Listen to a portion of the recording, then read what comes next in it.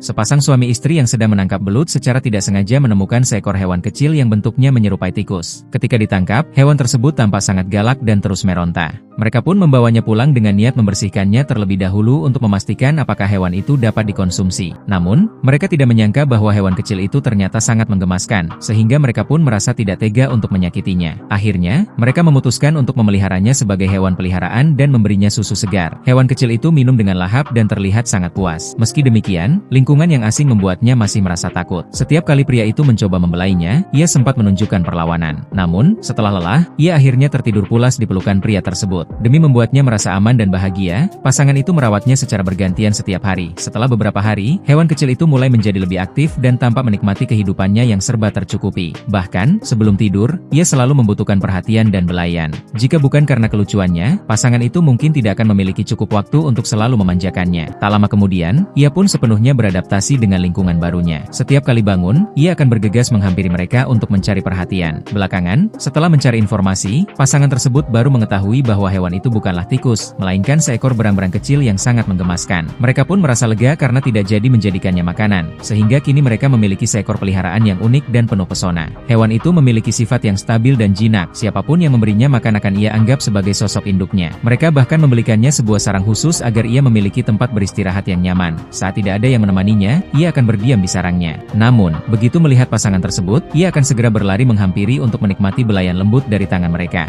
Ia juga sangat suka berbaring di perut wanita itu, seolah-olah di sanalah ia bisa merasakan kehangatan seorang ibu. Kehadirannya membawa banyak kebahagiaan bagi keluarga itu. Ia tidak pernah membuat keributan, dan tingkah lakunya saat menjelajahi rumah selalu berhasil meluluhkan hati mereka. Hati Merah 2. Seiring waktu, ia tumbuh semakin besar. Setiap kali diberikan mainan baru, ia dapat memainkannya sepanjang hari. Meski tidak sekecil dan selucu dulu, sifatnya tetap lembut dan jinak. Perubahan paling mencolok adalah pola makannya. Kini ia mampu menghabiskan hingga setengah kilogram ikan salmon dalam satu kali makan. Hal itu membuat pasangan tersebut terkadang merasa kewalahan.